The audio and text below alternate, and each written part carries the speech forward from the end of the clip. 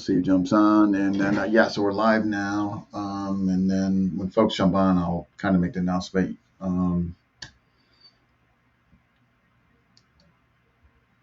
we'll just say he is running late. So here's what I kind of got. I did check out the last.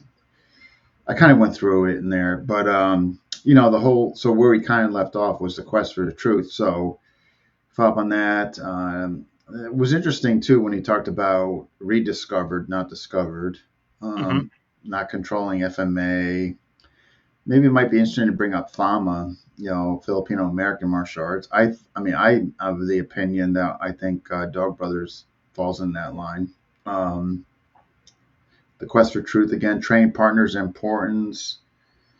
I was going to say toughest matches. I thought that'd be interesting to see what his toughest matches were. That'd be kind of interesting, right? The different weapon configurations he's fought in. Hmm. He's teaching his YouTube channel, and I guess lastly, where he thinks Dog Brothers is, or where he thinks it's going. What do you think? I think so. I think You got so. anything you want to add? You know, Also, and yeah, it's just ask him about knife defense. Like, I'm just curious, like what he thinks, like what he sees out there versus. well, that's part of the. I was actually that's one of the things I was thinking about today when he was talking about how he's a lot of the stuff that he teaches nowadays is knife with his group, and Yeah, I'm just curious what he curious as to does. what he's actually like what he's teaching. Like, well, what is it? Is it going back to his Spaghetti roots? Is he looking at like I don't know if he was. I'm pretty sure he knew part of the PSYOC group back then because they used to be part of the academy at one point, if I'm not mistaken, right? Back just in the New York days, I mean, he was around when Chris Sayoc was around, and when Chris Sayoc was tagging along with Guy. So he definitely, folks, if you're watching, Eric's just gonna be a little late, but he is in fact coming. I'm thinking he mentioned to us like on around 20 after, right? Something like that. Yeah, give it about 20 minutes or so. So Yeah. by 7, yeah, but I think by 7:30, it's fair to say he'll be on. Yeah. So we're just going to just talk about whatever. So, So but he is coming. you got some events coming up, don't you? So Saratoga this no, not this weekend, the following weekend, which is the 12th and 13th. Yeah. So first time I've ever been there. That should be interesting. Tim and Ty will be there. A guy from Connecticut who I just got to know will be there. It's nice. It's only driving distance. It's only like about I think 2 hours. So it won't be that bad. And then what's after that? Let me see here. That's April. I got online May, June. Where things are going to kind of pick up. September. What about your Euro trip? When's that happening? That's going to be. It looks like November. So what we're going to do is there was an issue with the venue. Uh, and the guy's mom unfortunately is not doing well, so it just was better to perhaps move it to November. So yeah, so what I'm going to do in the meantime is just do some online stuff with the guys over there, just get them acclimated and stuff like that. That's the game plan. But yeah, so late October, early November, it looks like when that's going to occur. Nice. September's gonna be busy. They can't New York camp with Nick and them, and then looks like Canada. Oh yeah, that's what. So with going to Canada, there does it? It's significantly cheaper for whatever reason if I fly into Buffalo. I mean, like I'm like 200 or some 200 plus cheaper. Yeah, Yeah, go to Buffalo. I mean, I'll obviously pay for your gas and all that, but like, is there a part? Buffalo Is is there, like an hour and 20 minutes for is me. I there just like a go time? earlier because I just go early now because I know I'm going to get detained at the border. All right. Is there a particular time like on a Friday like would works best for you to come in? No, as long as I know ahead of time. Like if you tell me that you show up at 11, that's cool with me. I'll just clock out and go and pick you up. I Okay. just, as long as it's not last minute, I'm good to go. Yeah. I'm gonna find out very soon. I just wanted to tie that loose end up. Just I didn't want to assume that you could just go down there. Um. Okay. Yeah.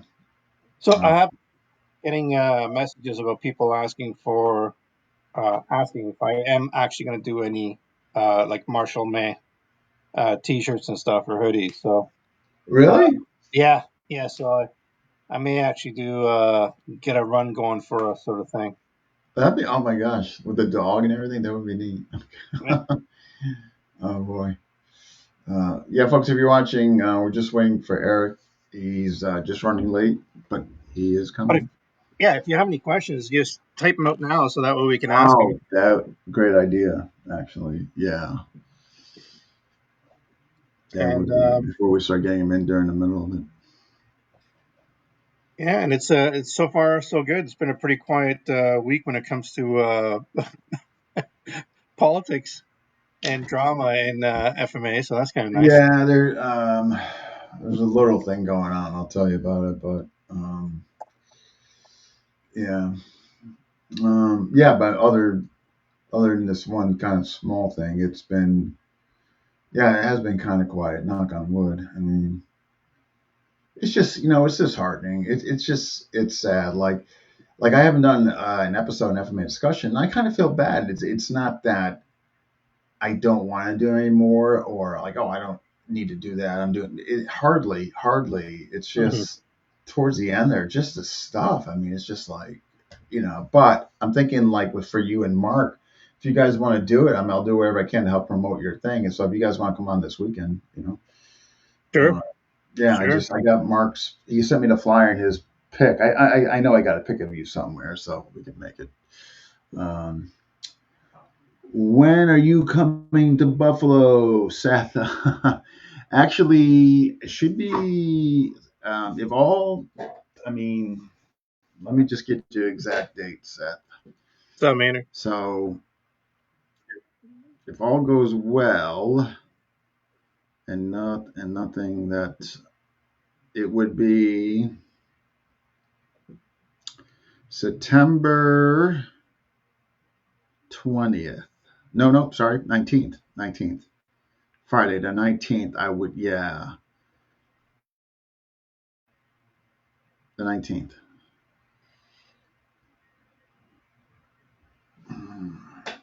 Yeah, I kind of So, feel like I should say this just let me because it's get, been kind of bugging me too. I mean, I've spoken about this already a few times.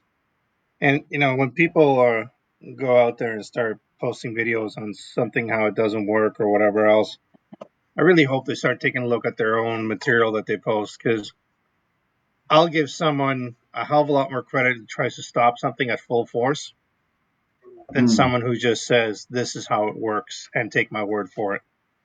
So it's just something that has been kind of bugging me a little bit too, and I'm not going to get into it or that's as It's far just, as I want to take yeah, but what really bothers me, in addition to what you're speaking on, is when all the cronies come in and they just got perpetuated. They just got to add fuel to the fire. And that's the crap that bothers me. It's it. you know what I It's mean? Like that is high school, right? It's all about that's like what I mean. It's like I just can't stand it. That's why I haven't done that episode, because of that last thing that happened. I was just so disgusted with the behavior of some of these guys. Um, yeah, it's just that should be a discussion. Yeah, actually, it should be. stop, Rich. Hey, It's Rich, we're just waiting for Eric. He's just running late, but he is in fact coming on. So if you do have questions for him, please put them in now. We invite people here to come and us out. Nobody ever shows up. We are both 7 feet tall and 300 pounds. Sign me up. You're gonna have to throw money at people, Seth, to get people to come up to your guy's house. but it's different if someone comes up to you and says, "Hey, I've seen some of your stuff. I wouldn't mind coming to one of your classes. One of your sparring classes. Yeah. Just something like that instead of like again, I'll say it like I've had messages that the opening line was "I want to fight you," and it's like I usually start with "hello," right? Oh, you call me crazy, but I usually, hey, how you doing? It's like That's yeah, bizarre. I want to fight you. and I guess sometimes it's like,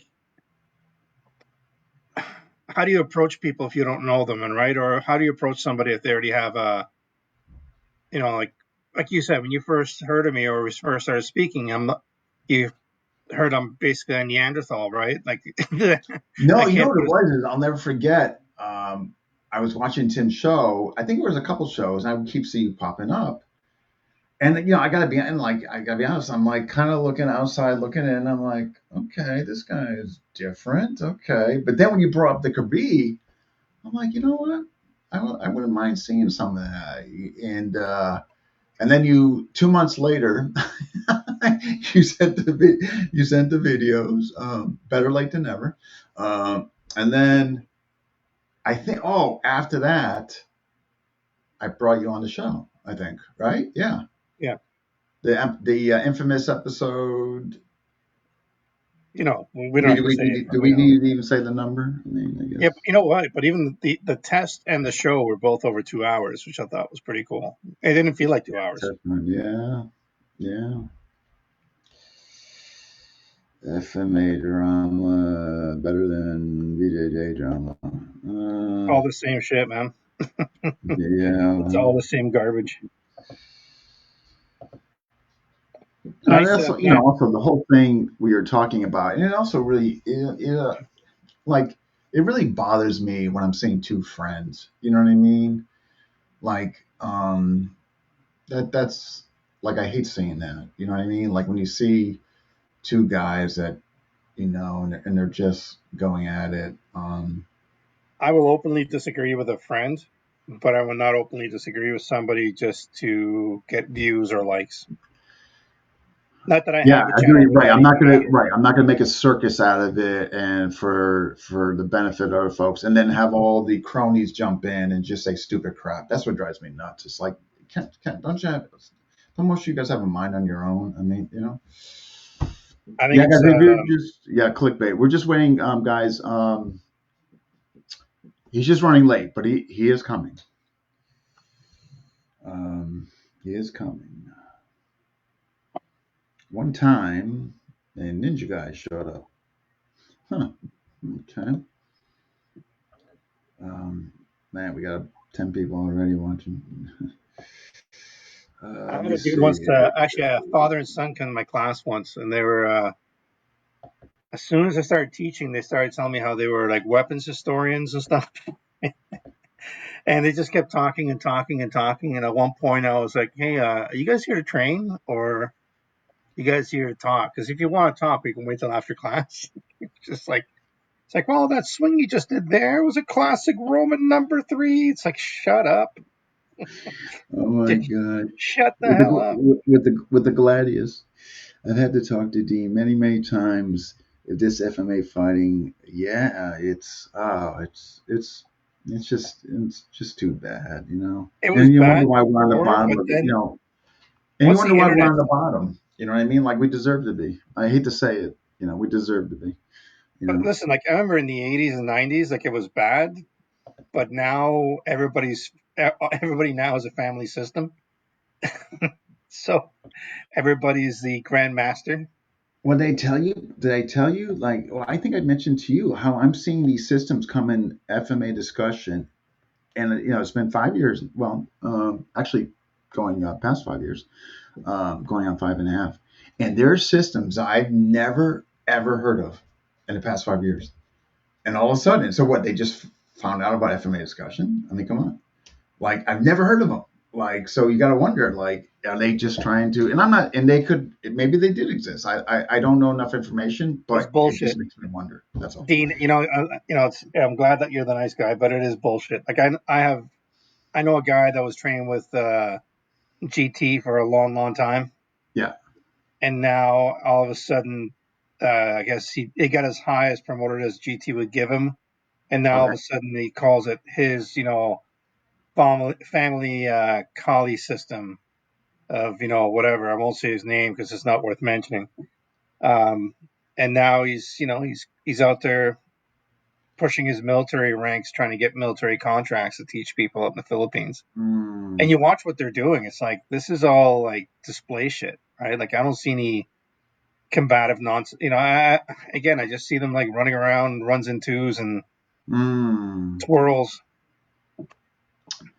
I'm actually seeing a lot of the stuff that's coming out lately. It's like, it looks like sport karate to me. Where they might as well have like the DJ in the background and with the laser lights, and they're doing all these fancy moves that definitely to me are not. This is true. I have to admit, Maynard, like, there's been stuff coming after my discussion, and it's like Filipino grappling. And, it's funny. I had Royce, I forget his last name. He's from Philippines. And I flat out, this is years ago. This is like, God, it's probably like 3 years ago when I interviewed this guy. And it was Anasano blend stuff. It was quote unquote under Dumag. And I'm saying, hey, is it fair to say that all you guys are putting any grappling, whether it's Sambo, BJJ, wrestling, whatever, are you guys throwing them under the umbrella term Dumag? And he admitted it. He said, yeah. Like, at least he had the honesty to admit it. But everything that, so if it's grappling oriented, some guys over there, they're just throwing it under the umbrella of Dumag. If they're being honest about it, I mean, because if you ask some guys over there, like, what's Dumag? What's Panantukan? They're like, you know what I mean? They don't even, Isn't Panantukan that bird from the Fruit Loops thing? Follow your nose. Oh my goodness. You know what we could do is, this is pretty great. We could show this while we're waiting. You've probably seen this a lot too, and I've seen it a lot, but it's pretty incredible, huh? Yeah. His movement, frightening. When he starts getting winding up.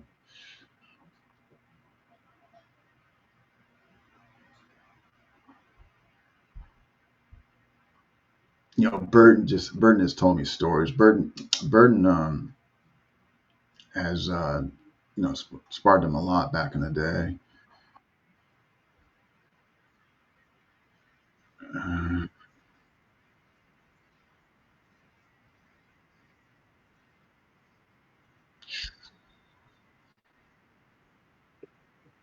I can't imagine getting hit with one of those. I don't have to. I don't have to imagine that. Burton says there's a spot in his belly button he still cannot feel to this day. I'm like, wow. All right, we got comments in here. What we got here? Dumag is BJ done badly. Ooh. That was meant to get. Oh, I raised the wrong. Damn it! You know what? We're not gonna even. When he comes on, we always show the flyer. We'll just get him right on. Yes. Yeah, he's just running late, Maynard. Actually, he should be. I'm guessing. Hopefully, any minute now. I'm hoping.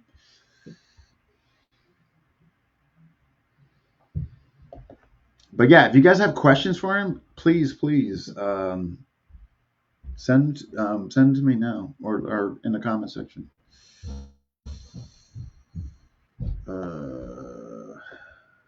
Hey, Rich, what's that link that you put on? That's Mark. I think Mark Denny's seminar in Michigan. I had to look on the phone because it wasn't. Yeah.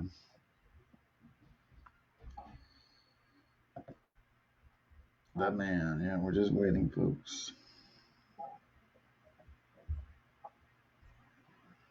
Okay. I didn't see too many abanicos in that Carenza he was doing either. Those abanicos are harder in some ways broken strikes, like ones and twos, right? Oh my gosh. Oh, that's too bad. You guys could have met up, Maynard. Huh. He's in Texas now, right? Yeah. Yeah, but I'm sure you saw him at some of the gatherings, didn't you, Maynard? Wow.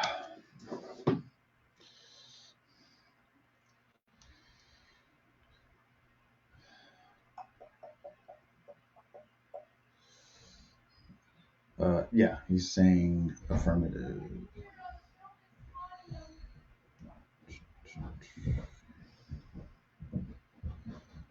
Alrighty. So what do you? Okay, folks. I am opening MFMA discussion back up. I'm actually going to be interviewing Renee and Mark. Looks like Saturday night. Did Saturday night work for you? Sure. So we can kind of go with the usual. I don't know, like around 7 or so. You guys talk about your event. So you're both teaching some aspect of stick fighting, am I correct? Yeah. Just been working with this. Yeah. Oh, he is here, Oh my folks. God! There you go. There we go. We are going to be bringing him up. So if you're watching, tell us yeah, tell us where you watch from. Smash that like button. If you have questions, please put them in the right hand section. If I don't get to them right away, it's just because I don't want to interrupt the flow of conversation. But further ado, here it is. My eyes is not.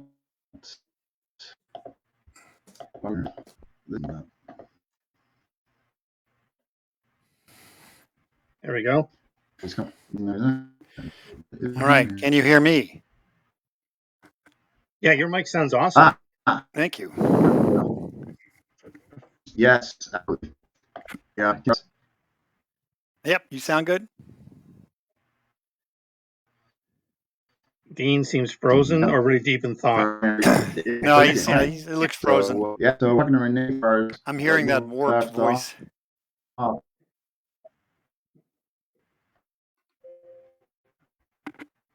Can you hear us? You're frozen there, Dean. And you sound like you're in auto-tune. There you are. Oh. I don't know what's going on. Looks like a little latency now, can you hear or us? lag. Yeah, we can hear you. Yeah. Yeah. There you are. I'm not sure what that's due to. Okay. All right, there we go. Okay, maybe it's all set. Okay, maybe there's just something going on. Okay. Yeah, so we left off on the last one. I was just talking to Renee, and I think it was the whole thing on the quest for truth. Regarding your tenure or what you were originally trying to seek with doing the Dog Brothers and getting back. What I mean, well, actually, it wasn't even called that then, right? I mean, you guys were just getting together and just trying Right. to, I guess, there. So,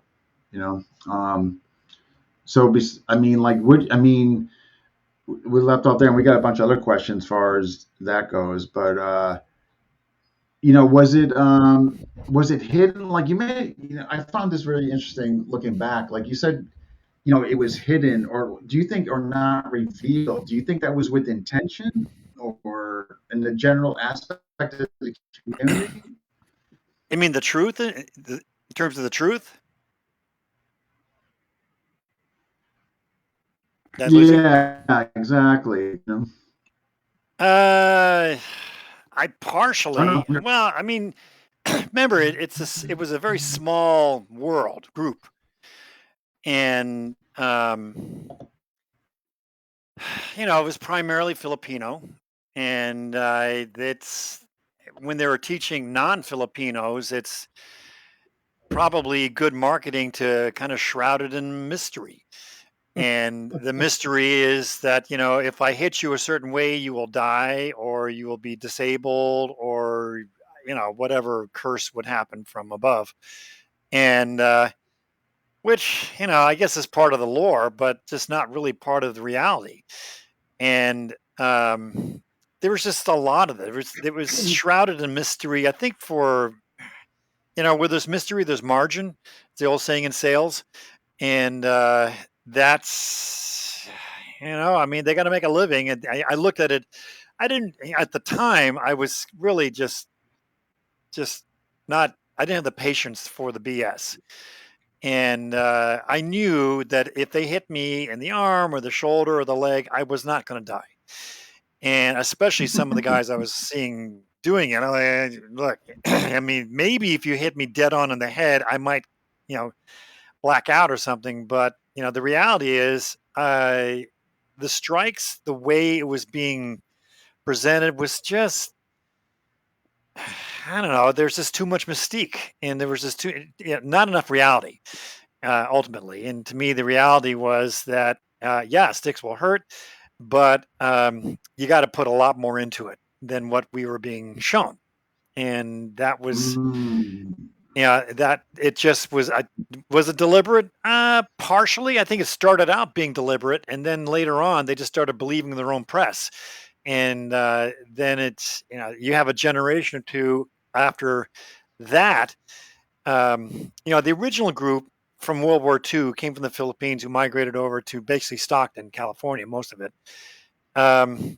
They knew how to fight, and they would teach it to their, nephews, kids, grandkids. And then that generation, they're farmers pretty much at that point. They worked in the fields, and you're not fighting the Japanese anymore. You're fighting, it Mm. wasn't bullets and swords. You were fighting economics, the dollars and cents. And that was where the new, not warfare, but just where the new competition was. And the more it was a small clique. I mean, because back back in the 70s and 80s, well, what was the big martial arts back then? Well, you had Taekwondo, that was big. Mm. You had Judo to a point, but after Taekwondo, it was a Japanese karate of some sort, or some ilk thereof, and they just had to make a living, and they make a living on that. I remember at one point, I forget, one of them came down and made an issue when we put in an exhibition in San Diego. We, as in the Dog Brothers, and we this is like our inception at this point. The tapes weren't even out yet at that point, and we had put on. There was a cover charge. I think it was like $10 or $20, something like that.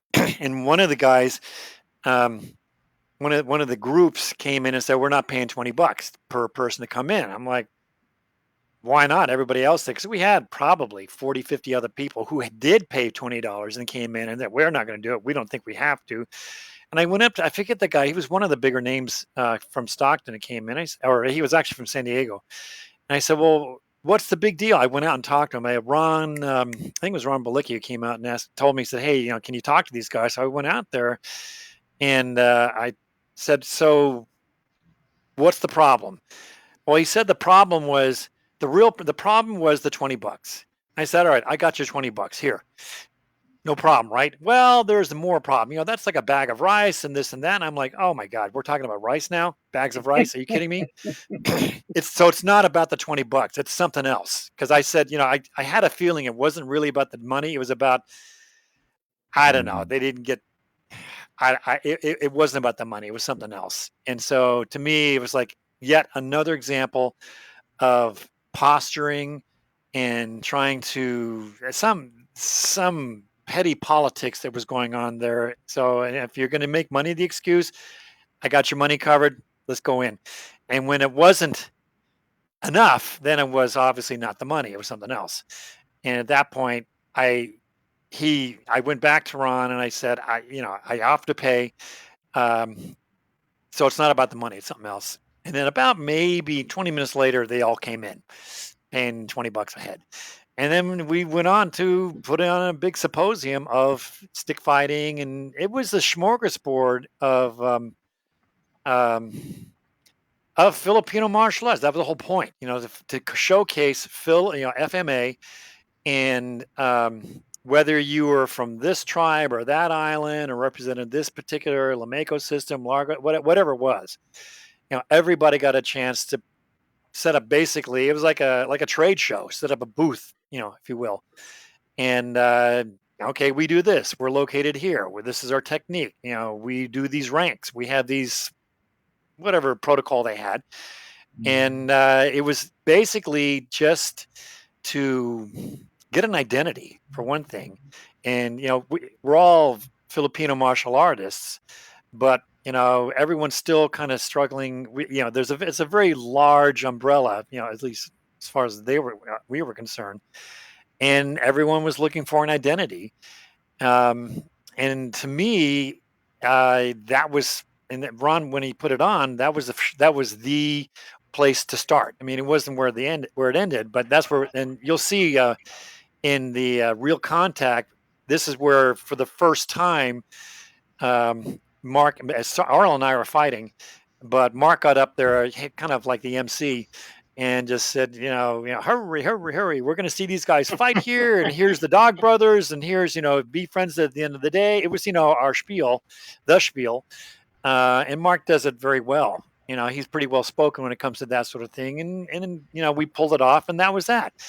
Other people, you had the usual, the dancing core going out there. They'd have like 4 or 5 people doing this particular carenza or technique or just different things they were showcasing, which again, I watched it. I'm like, okay, I want to see what these guys do. Some are interesting, some are kind of like, not as interesting, but nonetheless, to me, it was like going, if you're familiar with the CES show in Las Vegas every year, it's the Consumer Electronics Show. You see where the technology is. And here we got a chance to see where the FMA technology was. And, it was kind of still in that, what's the word? Primal pool of amino acids still kind of getting together. There were some larger life forms in there and some other ones that were getting eaten by the larger life forms. But it was still evolving. And Dog Brothers, we were Dog Brothers at that time, but we were, Dog Brother year 1, maybe 6 months or so into it at that point. I don't think we'd have done, that was right either before or just after Rambless, when we did Rambless. I think it was before Rambless, or very close to that. Mark would know the better date, but that's what it was. So that's, that was kind of a good perspective on the truth. And to me, the truth was, as overall, Filipino martial arts was still pretty much in a primordial, pool of life forms, lower life forms. And they're still trying to find an identity. But I think Dog Brothers came along, the identity, if you want to call it that, said, here's reality. Mm-hmm. Kind of what it's kind of like what MMA did for a lot of the martial arts. Before MMA came along, or UFC, I should say, came along, you always had Taekwondo, you had Shotokan, you had these other schools saying, oh, we're the best, boxing's the best, wrestling's the best, you had all these factions, but no one would actually go, and there was no platform to actually prove it. And then when UFC came along, remember the first one? You had guys showing up in their gis. You had guys showing up, just all kinds of flavors. It was like going to a smorgasbord. One boxing glove on. Yeah, right. Boxing gloves on, for example. Right. And Royce Gracie came in his gi. And, everyone's like, wow, okay, gi, huh? All right, great. And then Ken Shamrock came in like a wrestler in his Speedos. And, had a various different flavors. And everyone was kind of shocked. When Royce won, the way he won, and then for the next 4, I think it was 4 he won. Next bunch, he continued to win, but people will realize, oh, this is what real fighting is supposed to be like. I mean, it was still primarily grappling and stuff like that, but even the UFC was still kind of feeling its oats at that point. And then finally, it evolved.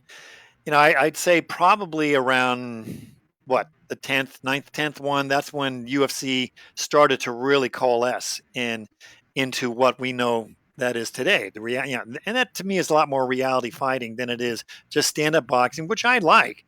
But it's great until the boxer goes into the ring against some guy who's an MMA guy.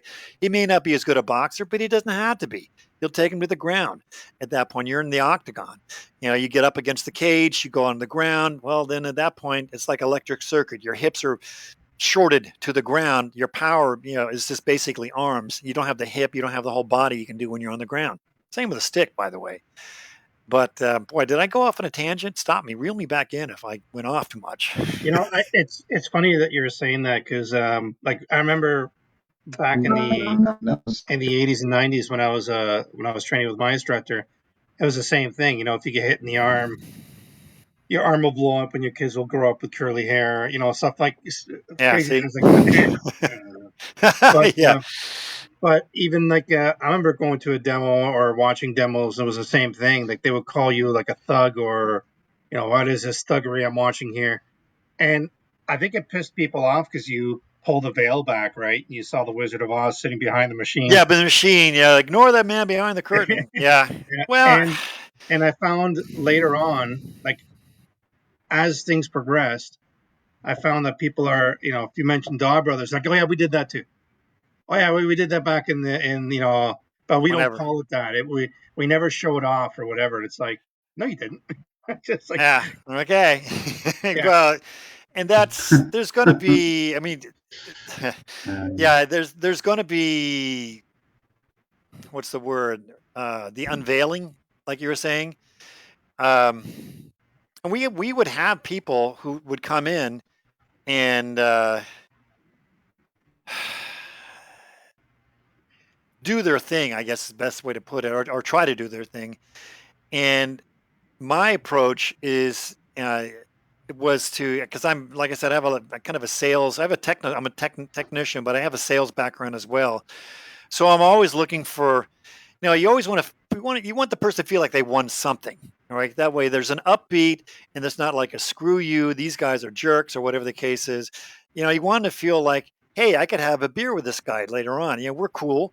Yeah, I got a Nick, but I got him and he's, we said this, he did that. We exchanged techniques. That was my goal because particularly early on, because the pickings were really slim. You had, and that's why I say in my posts on YouTube, I say, if you got a trainer, you have a training partner in stick fighting, treat them like gold, because for every one stick fighter, I can get 10 BJJ guys, for example, or 7 or 8 not 7 or 8, but say 5 MMA guys. Finding someone in stick fighting to train hard the way you want to train, it's not easy. And a lot of people start in good, but I don't want to hit that hard. Oh, I got to work tomorrow. Like, well, so do I. But look, if you do it this way, you'll be way more ahead of the crowd, and you understand why it's important to actually do it full contact or to a point. You do it once or twice, you don't have to make a living out of it. We didn't make a living out of it. We had to go to work the next day. Contrary to popular opinion, you will not get rich doing stick fighting. That's I had to break that to a lot of people. I actually lost a lot of money doing it. Yeah, right. But Visa paid for a lot of my trips out to Cali and so on and so forth, right? Yeah, but at the same time, the experience you get out of it, the reality check that you get out of it, you can't buy. That's the thing. And I kind of look at myself kind of as a combination of an ambassador of this sort of reality and, Johnny Appleseed. He planted stuff everywhere. How many of those things actually lived? Who knows? But if you plant 1 million of them, 10, 15, 20 will eventually, that's why nature gives 20 billion seeds. They know most of it's either going to get eaten or not make it. Yeah. But there are going to be some that will. Mm. And that was the way I had to look at it. So I don't know if did that answer your question, or I go totally off tangent. It did to me. No. Yeah. What do you think it's fair? Like, years ago, we had this. I say years ago, actually, it was probably like maybe 3 years ago. I had a discussion. We were doing this FMA versus FAMA, and the whole thing with FAMA is Filipino American Arts. My argument was I felt Dog Brothers was fun, and I didn't receive much content. Everybody was like, "Oh, you know what? I think I see that," and I just wanted to get your opinion on that. Do you think the Dog Brothers and what's combined in there? Would you consider that Filipino American martial arts? Well, I'd like to have an interpreter for your question. Renee, did you hear all that? I did. Okay. I was just so floored by that, the depth of that question. I kind of lost a lot of it, so maybe. So do it again, because some of it was kind of distorted too with your audio. So the question was, go and kind of rephrase the question so I can answer. Oh, okay. So again, this was a year ago. It was on FMA discussion. Right. There were like 3 of us, and we were discussing FMA. But is there also a FAMA, Filipino American Martial Arts? And I said, wait, I think maybe Dog Brothers falls under the umbrella. And the folks on the panel agreed. And there was all the different in there. Do you agree with that?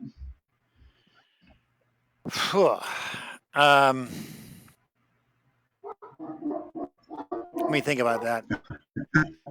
Because like I said, some of your audio was broken out. So something about Dog Brothers being on an umbrella, and Rene, what did you hear it? I think it was. There used to be an association called FAMA, if I'm not mistaken. Oh, FMA. Yeah, there was, right. Were we under that umbrella? No, like I guess would we fall under their umbrella because it was more of an No, American thing. no. I mean, yeah. Not. I wouldn't say boy, I don't know. I mean, I wouldn't say we'd fall under it. Probably in tandem, on side by side, maybe. But you're talking the 80s, at least maybe the 90s, but mostly like 80s, late 80s, where Yeah, FMA no, that.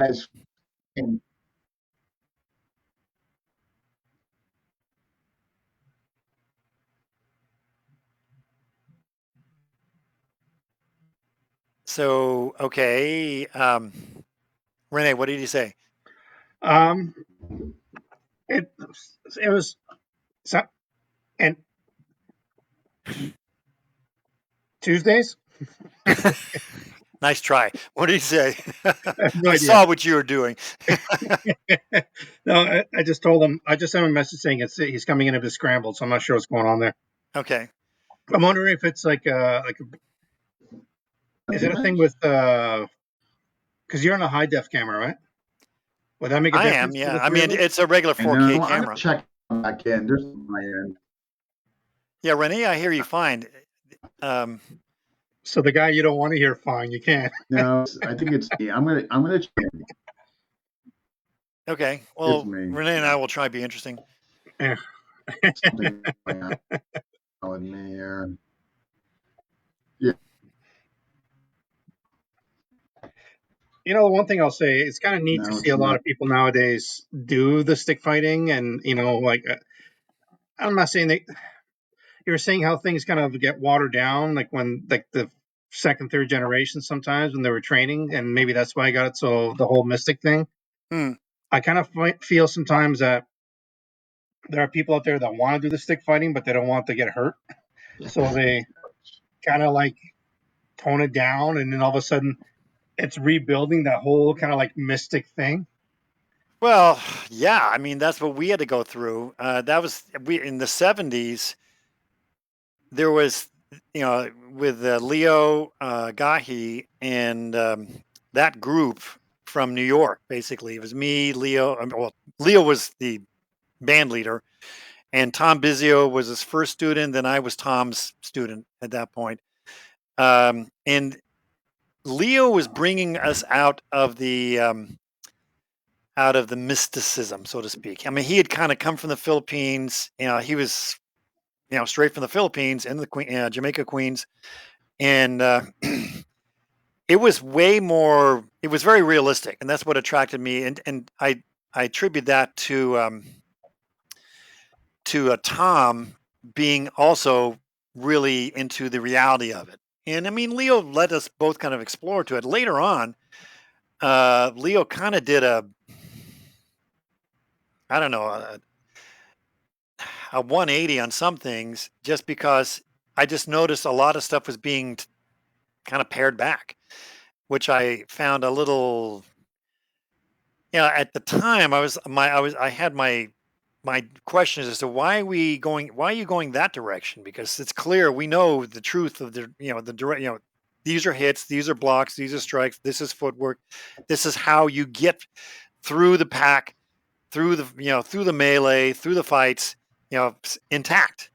And we knew what real hits were, what real blocks were, what real, the whole gamut, disarms, that sort of thing. And we knew that if you put too much, what we knew, if we put too much armor on or too much protection on, all that goes away. The reality just, it evaporates. Then you're into some other, it's not stick fighting. What's stick fighting, but with all the protection, which, they say, use your footwork, do this checking. You're not going to do that. You don't have to. If you have all the armor on, you can basically walk through, a whole thing of arrows coming at you, and they bounce off. Why bother blocking or doing sidestepping? Just go straight through. It's funny because when I broke my arm, I wore like one of those arm guards for a while because I didn't want to break my arm again. Mm-hmm. And then I found that I started actually leading with my arm because I had that crutch of thinking, oh, I can't break it again because of this, right? And I was like, yeah, you're coming off. Yeah, and that's a good example. That's a great example. And that's what happens, especially with headgear. And, we have with the kendo masks, you got that grate that's in front with a heavy corduroy rope-like material around your head, which that's medium protection in my opinion, but it goes back and you got these big things on the side of your head, but the cage itself is pretty big. So you end up hitting that more than you actually hit the head. And it's it just gives you a false sense of, accomplishment and security. And again, the whole concept, my thinking was, you're not always going to have your headgear on. You're not always going to have your handgear on. Obviously you're going to have your forearms are going to have some muscle on. So you can take some shots to the muscle parts, but how often it happens, but usually what happens is your hands get hit, your head gets hit, your elbow the bony points of your body usually gets hit. Now, sometimes they survive, but a lot of times they don't. Usually if the stick hits my hand, the stick wins. And that's why you move your hands. Going back to being taught, like when you were in, like at the camp that I put on in 2009, you're the only person that actually said, you can take a hit off your arm, but you got to move and do this. Right. You can catch a stick, but you can't just stand there and wait for it. Right. Well, yeah, because I've done it. Yeah. I've seen it. I remember when we were playing around, and you said you need to get a better mask, and you're like, you lent me one of yours, and I was like, what is this, right? Yeah. And then yeah, that's funny. And then I got one of those, and then I remember the fear of like going out there. And like when I started not wearing gloves for a while, and I was like, okay, now I'm in danger. Right.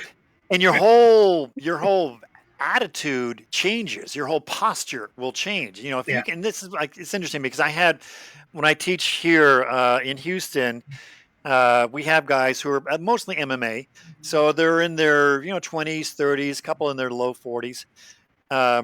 And I am super cautious and aware that and I tell them, I say, if you're doing MMA and you're doing an amateur, or particularly if you're a professional, do not wear light gloves, because that, these guys, it's a tough way to make a living, and some guys, when you're 23, 24 years old, you might, be working for UPS or, working for the man, but, the ring is glorious. You win a few times, there's fame, there's fortune, there's lights, and who knows, maybe you'll be picked up by some UFC promoter, and just to make weight in the pros, making weight, you get $3,000. And then if you win the fight by knockout, you get an extra bonus. If you win the fight period, you get an extra bonus, and then you get sponsors. I mean, that's the business. That's the business side of it. And I tell them, I said, look, if you want, but these guys, they're competitive and they want to learn stuff. And they say, I want to do some stick fighting. I says, well, do knife fighting first, because that's a lot less hard on your bones and stuff. And if we do stick fighting, you're going to use the pillow sticks, because I don't want your coach, who happens to be my coach as well, all pissed off at me because I broke he broke his hands in stick fighting, which is totally non-income producing. it's a cool thing for the school to say, yes, we do weaponry. You know, we got this guy, Top Dog, from the Dog Brothers, if you've heard of them, and they're nuts, and you'll learn sticks. There you go. But you're not going to make a living out of it. The guys who I tell, when they do stick fighting, but I tell them, I said, look, if you have a knife and I have a stick and I'm hitting your hand is broken at that point. So we're going to reset. But it's, when you have, when the consequences are not manifest, there's just this natural tendency to ignore it. And that's what happens when we have too much armor or not enough weapon. In their case, I do it because I don't want to destroy their living. But, I tell them, I said, look, I'll have a stick out sometimes. I say, here, feel that. That's just, and it's very light. Now imagine me swinging hard. They've seen me swing hard. And I said, imagine me swinging as hard as I can in that glove. Even with a hockey glove, something will break. Or you won't be able to fight for a week or hit the bag because you got this huge knot in the back of your hand.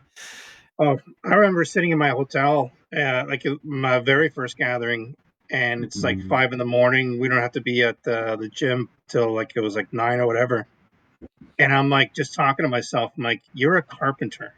I remember that. Yeah. You use these hands every single day. If you break your hands, you're screwed. Because I wasn't doing any lead work yet. I wasn't a supervisor. Like I'm just a guy swinging a hammer. One of the guys with the chisels, right? And it just that messed with my head even more at that point, right? Like, well, and rightfully so. I mean, you think when Arlen, he was a carpenter and woodworker, and he, we knew the risks going in. I probably of the three of us, me, Mark, and Arlen was the most at risk. Maybe I was second, and then Mark, because his work, he was basically at home. He didn't have it. Well, he wasn't a daily job. Arlen had a daily job. I had a daily job. Arlen's job was more hand oriented. Mine was kind of hand oriented, but in sales you can kind of get away with it some. Yeah. How'd you break your hand? Oh, collecting money. By the way, you're late. Not that that's ever had to happen. No, but there are risks, and that is the risk. And I think that's why people say, well, taking stick fighting mainstream. Stick fighting will never go mainstream. There's too much risk. You will have stick practitioners who aren't fighters. 3,000. How many warriors did you bring? Oh, what are you? Oh, I'm a carpenter. Oh, I'm a jeweler. Oh, I make pottery. Oh, really? Yeah. And what are you? I'm a warrior. Yeah, I brought more warriors than you. You remember that scene? And so that's kind of where stick fighting, I think it's just going to be because of the risks. It's hard you can make a living on it, sort of. But I kind of like the story that Arlen told me that time when you guys were stick fighting and they're supposed to go out to dinner with Angel. Yeah. And what happened? Like you split both of his hands. Yeah. And the entire time he had his hands down underneath the table. Meanwhile, there's like a pool of blood underneath. Oh yeah. Well, and the other time he was that one scene you will see in the first tape. Or I caught him in the side of the head, and when I pull the compress, which is basically someone's elbow pad that I picked up and put on top of the head. When you first go it, there's one thing squirting out, and then when I pull the glove off, there's two things squirting out. At that point, and Mark says that we want to get every drop of that on film. Well, at the time, he and Angel were not together, and he was this. I forget this name of this gal he was seeing, but she told him after that. She was very concerned about that, but apparently she told him, said, "You're going to go give up the stick fighting, or you're going to give up me." And I'm like, oh, that's the choice. Wow, that was easy. I mean, and I always said stick fighting and women tend not to mix because it is extreme, in our society. Now, if you're back in the Philippines where you had to protect your village, your mom and dad, your wife, your kids, your livestock, your land, different story. Yeah, then you want to be a stick fighter, or in that case, probably a machete. If you had a gun, even better, but not many people did out there.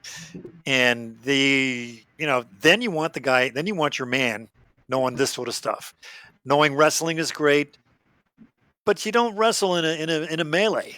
When you have like 12 people from that village coming to take on 10, 11 guys from your village, you don't go to the ground.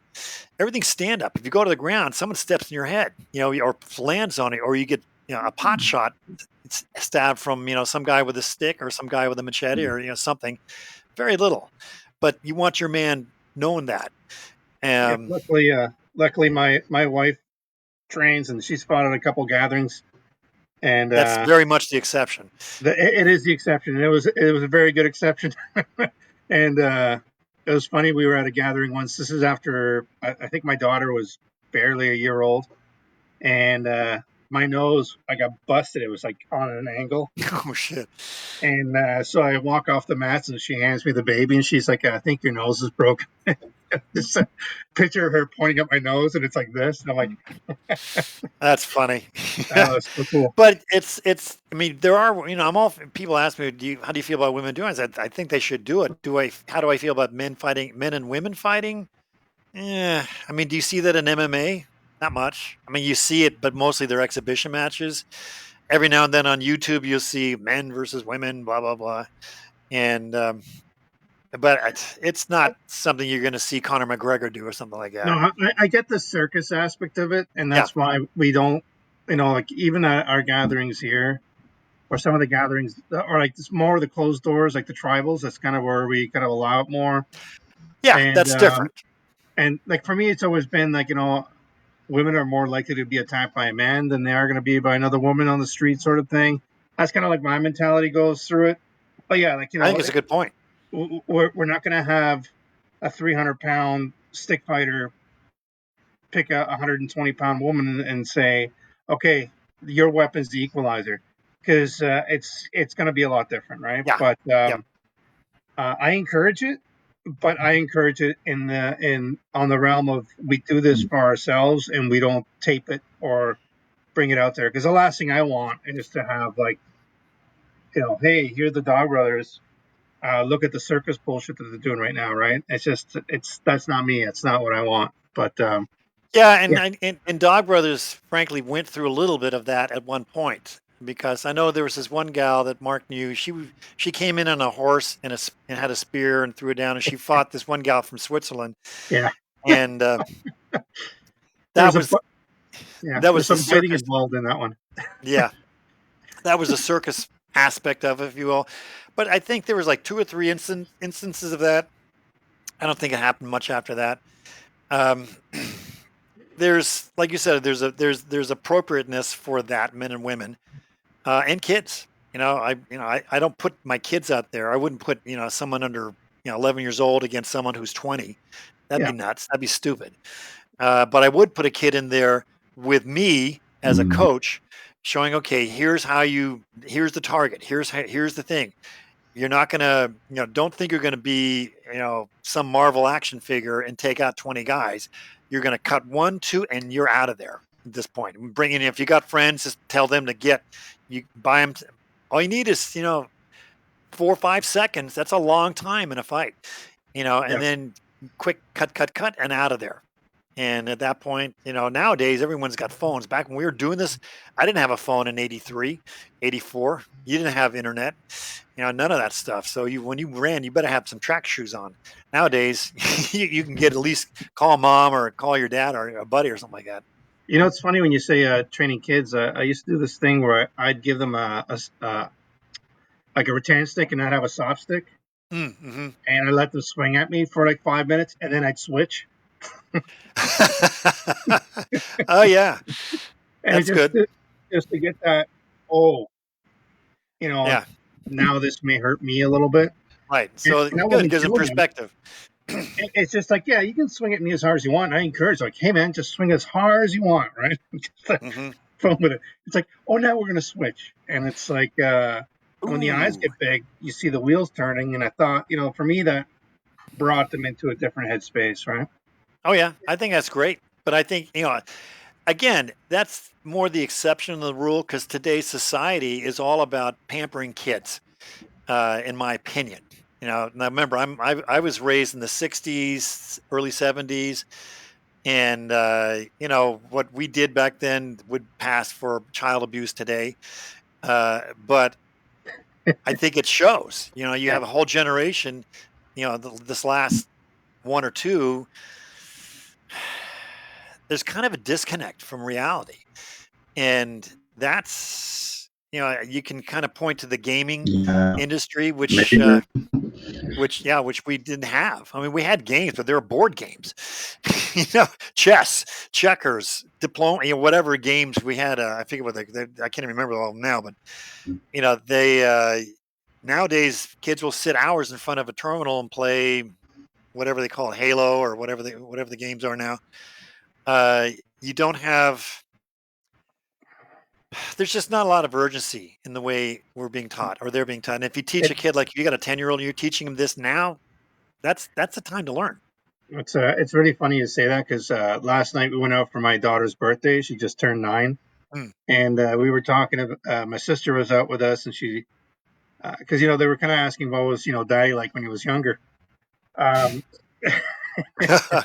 and we talked about some of the punishments and stuff that I had. It's like and like my sister and I are laughing. It's like, remember that time I burnt down that playground in South America? And we're laughing, and like my wife's like, oh. Yeah. Oh yeah. But it's completely different. We left in the morning, we came out with the lights turned on, right? Like, and that was it. Yeah, because we were not allowed in the house because Mom was cleaning it. She didn't want it dirty. So yeah. For me, I think they just wanted me out of the house. Yeah, probably that too. I'm sure I'm guilty of that. Did your parents drive you to a different neighborhood, like 3 miles, 15 miles away, and just leave No, you there? no, they just. Well, no, I had a bike, so I mean, we had like a boys' gang, if you will. That's 7 or 8 of us, and then there was the girls' gang, and of course, when you're like 10, 11, 12, 13, you don't know better. And then all of a sudden one of your buddies who's maybe 14, 15, starting to have a little bit of a shift of attitude to the older girl in the girls gang. Like, you're not as, anti-girl as you used to be. What's the deal? And then then all of a sudden all the biology starts kicking in. I'm like, oh, I see. Now I get it. But, by that time, other things have changed. But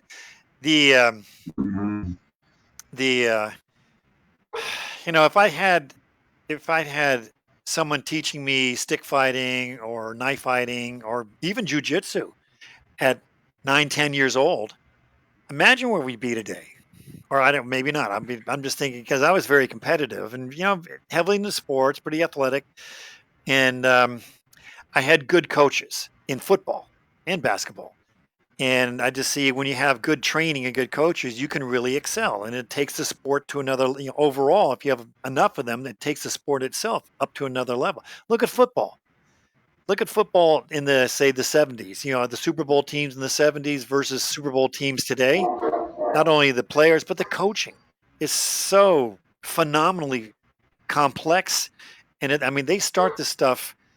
Once the Super Bowl's over, they say, spring training is in April. No, those guys are in the gym, in the weight room all season. I mean, there's no break for those guys. And the coaches, if you're like an offensive lineman coach or an offensive coordinator or a head coach, it's 24/7. It's your life. That's why a lot of those guys, maybe they stay married, maybe they don't. Most of them don't. Because to succeed, you got to commit it to that extent. But stick fighting, like I said, though, it's very damaging. It's going to be hard to make a career out of it. And I think we're kind of destined because of these factors. I think we're probably going to be kind of where maybe a little further than where we're at, but not much further. Just because it's hard to make a living. I think collectively, like with all the seminars and whatever else I've taught over the years, I don't think I've even scratched the surface of what I paid to travel the world to train. Right. Well, likewise. That's why, I remember Mark commenting back in the day, Dan Inosanto his new he moved out of Torrance and up to the Marina Del Rey area, and he knew that I did phone systems, PBXs back then. This is like 85, 86 or something like that. He said, "Hey, some guy gave me this phone system and he showed it to me, and it was an actual full-on business, what I would consider an enterprise system that I happen to know pretty well." And he said, "Do you know anything about this?" I said, "Yeah. Do you want me to put it in for you?" And he goes, "Yeah. How much?" And I said, "No, I'll just give it to you." So I just gave it to someone like Dan. You give stuff like that to. And I remember going up, putting the cabling in for him and all this stuff. And Mark said, "I'll help you." And I said, "Mark, you just talk. I'll do the work." So, and he was like, "Okay, that's fine." And we did. This kind of thing I could do, talking to him, and then just kind of you get in that mode and put it together. And it took maybe 3-4 hours. I think I'd pass a wire to him. I'd pull this wire through, and he'd do that. But for the most part, I just took the wiring, terminated everything, got the system programmed. This is like like I said, late 80s.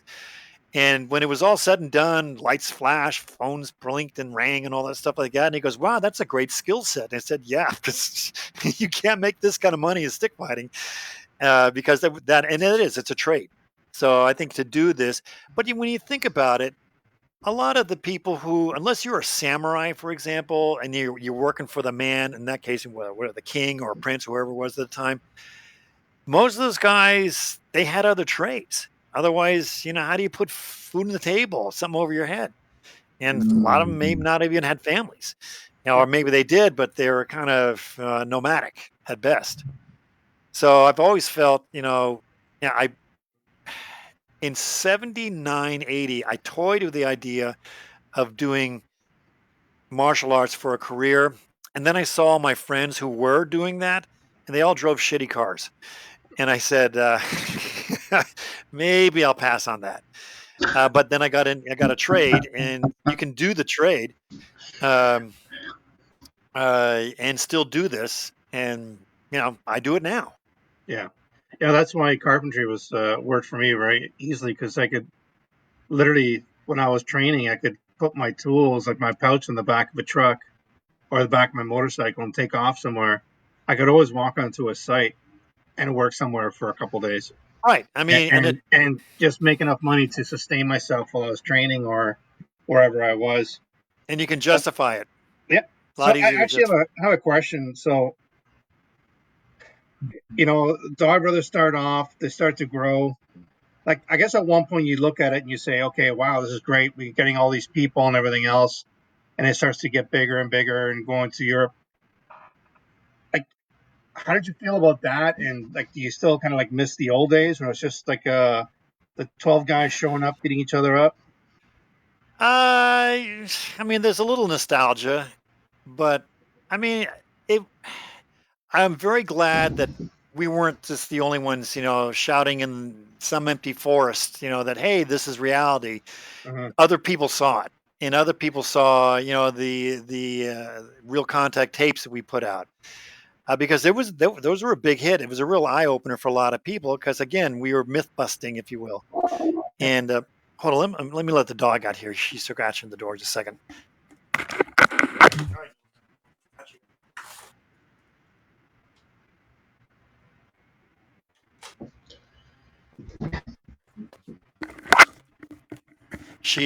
We have other dogs in the house, and she for some reason wanted to camp under my desk. And then anyway, so I'm glad to see it's happening the way it is in Europe.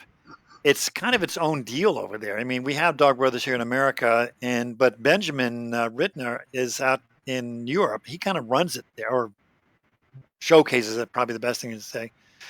And but there, another example, you can't make a living out of it.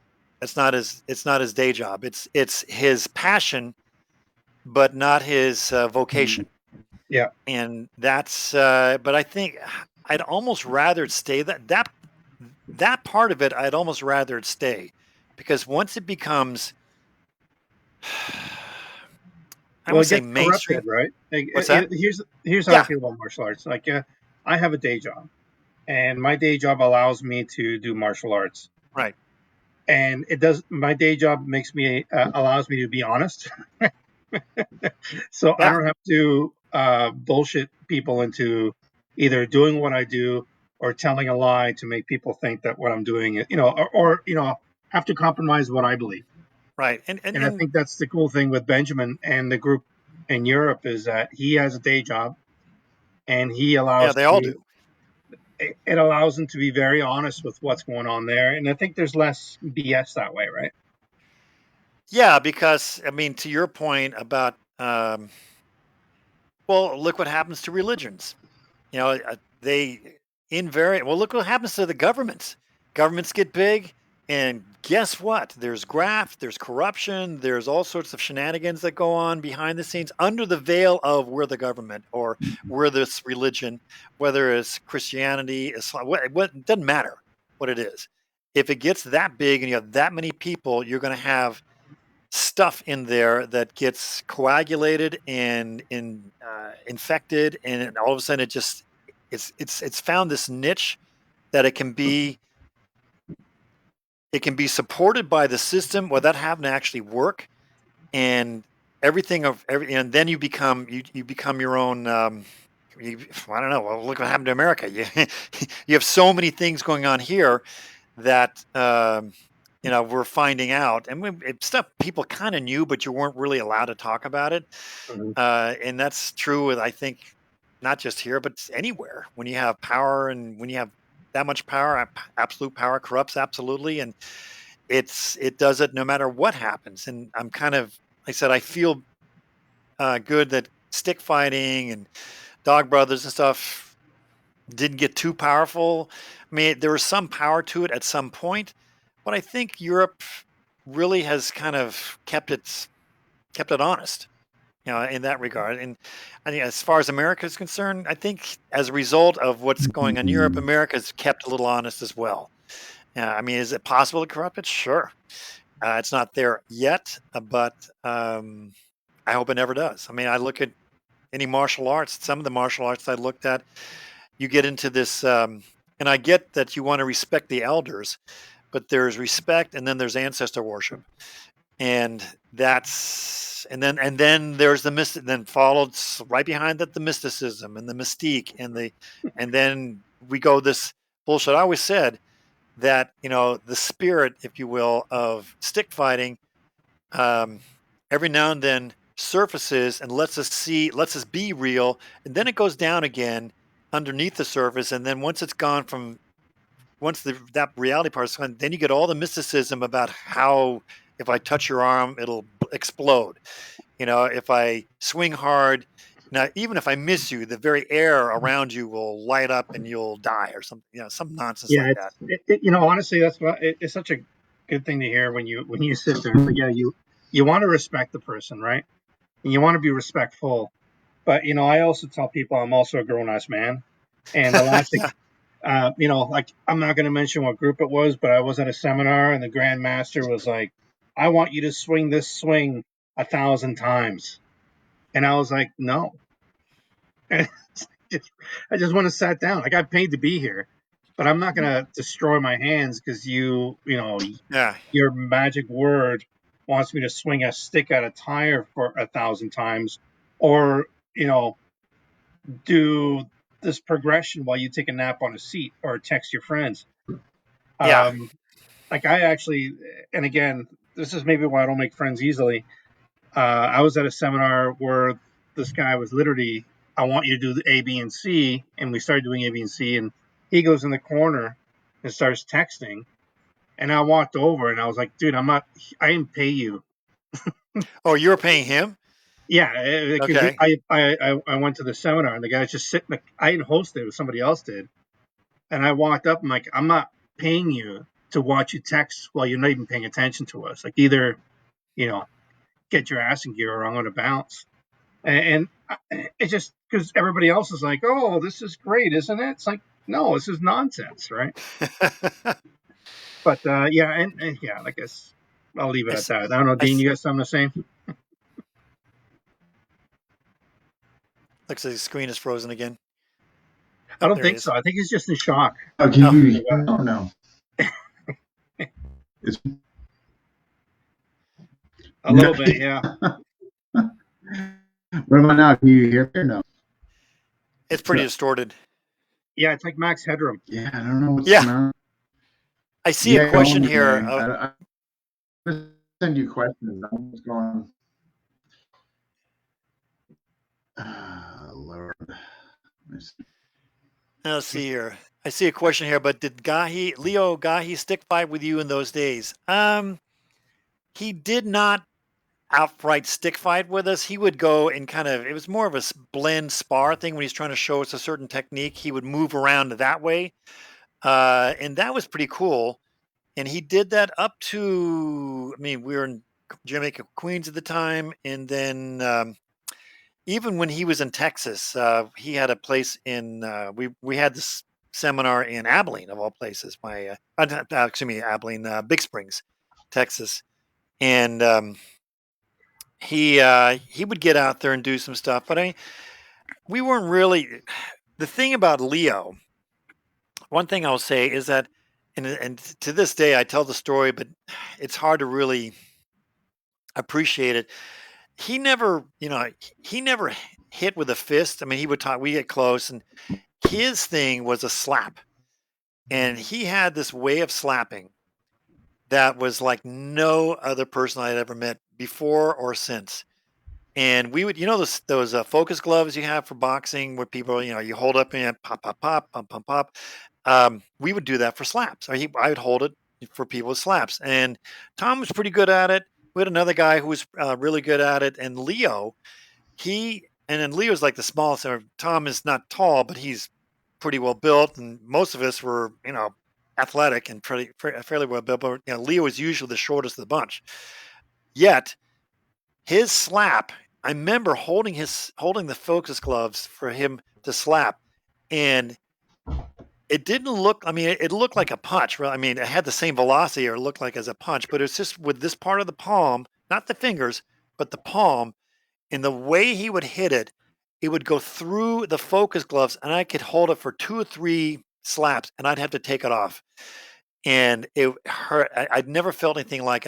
Tom's was good. This other guy's name is Larry Johnson. He was good too. But Leo had this way of slapping, and he did say, "You can kill a person with this."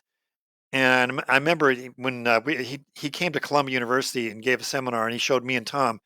He said, "Yeah." And I'm like, "How do you kill a person with a slap?" Ear, maybe you blow their eardrums out or something like that. You hold the knife in front of it, right? Yeah, yeah, right. No, yeah, well, yeah, I suppose, but no, a true story. And then one day, as soon as he's dead, I'll tell you this other story. But and it's a good one too. But he said, if you get a guy, let's say you get a guy in the ground, and you're trying to kill him, but you don't want to leave any marks. And so Tom and I are like, okay, because a stick will leave marks, a knife will leave marks. This will not leave marks. And I go, so what do you do? He says, if you get him on the ground, on his back, you go right where his heart is, and you slap like he slaps right over it, and you'll burst the heart. And I thought, wow, how do you know this? and and he just kind of looked at me and just practice it, you'll get it. And I'm like, I never quite got it the way he did, but he would, and since then, during, before, and after that, I'd held focus gloves, and that always stuck in my mind, that this is how you kill a person without leaving any marks. And I thought, brilliant, because if a person is dead and with no apparent things, heart attack or something like that, but do they do unless they do an autopsy, X-ray won't show it. Unless you do an autopsy, you will not see that the heart was completely ruptured. And that was his point. And the guy, it's like instant, or as close to an instant as you get death. If the heart stopped, bang, you're dead.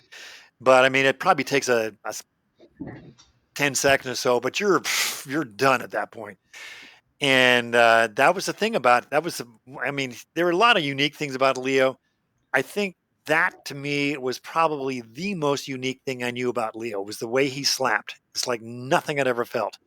And it was something I think his grandfather taught him, or it's one of his uncles, his great uncles, taught him, because that was a thing that they he practiced a lot, and I practice it too to this day, but I just never quite had the same kick that he did. And he's like, 5'6". Yeah, my favorite Leo story. We were talking about firearms one day, and he's like, I carry a 22 to protect myself, a suppressed 22, and I go, really? He goes, yeah. He goes, what I do is I go to the store and I buy a chicken and in a bag, and then I put the gun inside the chicken, and all the people see is an old man walking with a bag full of chicken. And I was like, that makes sense. Yeah. I mean, that's a trick you don't learn in the Philippines too. I mean, you would think, but yeah. Yeah, So to answer the guy's question, he never fought with us, but he did, play around with us some, but it was never really a fighting. so And yeah, the next question is: there's really something to being in actual danger. I agree. That's what you were talking about. When you went with real sticks and nothing on your hands, that changes a lot. listen, even that time when with my introduction to those to the first gen masks, even with Arlen, Mm. and seeing like feeling my head snap back because I just got hit in the head, and then not being able to open my eye properly because the mask is actually collapsed around my head. Yeah, There's something absolutely, it was terrifying because I couldn't, I couldn't see what was distorted. going Yeah. on. I was scared, right? And I could hear him laughing, which also didn't work for me. Yeah. I remember like the first time he and I actually fought was in Santa Fe, and I was like really, really bad altitude sickness, and Yeah. You'll feel it there. and I could see he was taking like big steps back, and it's like, why is he so far back? And then I would kind of get woozy, and that's when he'd come in Oh, okay. Yeah. because I was just waiting for that lack of air to kick in so I could start getting. It was like, Well, yeah, he definitely had the advantage there. I remember going up because in Long Beach you're at sea level, so there's no air, thin air thing you have to deal with. mm, But I did like going up there when we had our stray dogs. When kind of post Dog Brothers mania, we had a smaller group called the Stray Dogs, and we would go up to Santa Fe. Me, Arlen, about 5 or 6 other people. Mark did go up there once, I think. Um, we had and a is it Mike Florembi or Mark Mike Florembi? Florimbi, correct? Yeah, that dude's a Yeah, monster. That guy's yeah, huge. he's a big dude. He was big. He was a lot of fun. And he he had. I remember. Well, the thing. Let me finish the Santa Fe thing, and I'll tell you another story about Mike. The thing that when I loved doing when we went up to Santa Fe was after the gatherings were fun. Bang, bang, bang. We'd hit each other, stuff like that. We do that for 2 days, but there's after the gathering was the food. And Arlen, as you know, is a great cook, and he studied. I think it was in Thailand that he went to this monastery for Yeah, months and months and months. And one of the things you do there is you learn to cook. And he could cook these. It's like lumpia, if you're familiar with a Filipino. It's like their version of an egg roll. he's like a spring roll, egg roll. Yeah, Yeah, right. And but it's bigger. It's more like a burrito at that point. But it's toasty, and we would stuff it with all kinds of herbs and spices. And he had a certain way of cooking them. with all the hot And peppers and everything. oh my God! And he grew ghost peppers in his garden. And if you've ever had and this is before ghost peppers became in vogue. And he had the other thing called Scotch bonnets, Yeah, which were, God, they were killers. But man, if you mix them right and cook them right, it was the tastiest thing ever. And so we would just chow down on that stuff. Of course, you got bruises, you got bumps all over you. Parts of your body aren't working quite right. The mechanics it's in repair, but it's kind of like, remember that scene if you're you ever like, watched Star Trek, yeah, Star Trek, yeah, right. There's a scene in Star Trek when they first meet the Borg, and they kind of tear the Borg ship up, but it's still chasing him, and as it's chasing him, it's repairing organically. That's kind of what your body's doing at that point. You're cooking, and slowly you see the bruise. You look away, and it's a little better. By the next day, it's still got a bruise, but it's not nearly as manifest as it was. And So we would, that was my favorite part of going to Arlen's place, because we would cook these incredible meals. And he was like the master of ceremonies there. He said, "All right, we were all sous chefs, and then he was the master chef." And so, Eric, you chop the carrots or the whatever, what vegetable, and then so and so would roll them up, and then we'd have like a whole conveyor belt of assembly line of stuff, and we would have piles of this. And then the real piece de resistance was that it was the sauce. You had fish sauce, you had hot sauce, you had green sauce, you had all these different sauces that you would dip the stuff in. And oh man, by the end of the night, we're just like, "Eh." And then you get up next morning, fight again. And that was good. And so, to the Mike Florimbi story, Mike and I would go at it, and he would. We'd met several times at different gatherings, and usually I did pretty well. And one time, he said, um, he knew my backhand, because my backhand was I'd have a very strong backhand. And that was usually what would piss him off or keep him at bay. And so he said, I got something special for you this time. I'm like, okay, great. Let's see. We'll get out there and we'll do it. So he gets out there, and he kind of lined everything up. So my backhand was always, to his block or whatever. He was all ready for the backhand. So I'm thinking, oh, okay, well, I'll just go to the forehand and do a forehand. And so I didn't do one backhand that whole fight. All I did was just hit was number one or number three, whatever, whatever I hit on that, and just nailed him like 3 or 4 times in the head. And he didn't drop, but Mike is a pretty big dude, so it would take a few more coconuts on the head for that to for him to drop. But I kept him at bay with that. And afterwards, he goes, "Shit, I practiced 3 months against your backhand. You didn't throw one backhand." I said, "You wouldn't let me. You were ready for it, so I'm not going to give you that." And he said, "We had a beer after that, or whatever we had after that." And but that was the thing after the gatherings, and they do it to some point in Europe as well. But this is how my wife Angel, when she first saw this, she's like, "Oh my God, these guys are nuts." I'm dating this guy who's a crazy person. Yeah, but I said, no, no, we're friends. But then she saw after the fight, this is during the gathering. After we finish, you know, high five, slap. Hey, you got a nice bruise. You got a hit here, or how did that hit work? How did this work?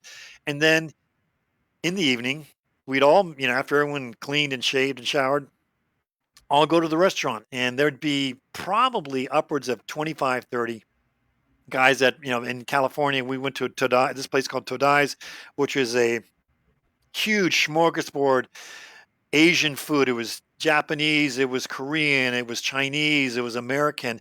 It was a big buffet of just, and my kids loved it because they could just pick out on whatever they wanted.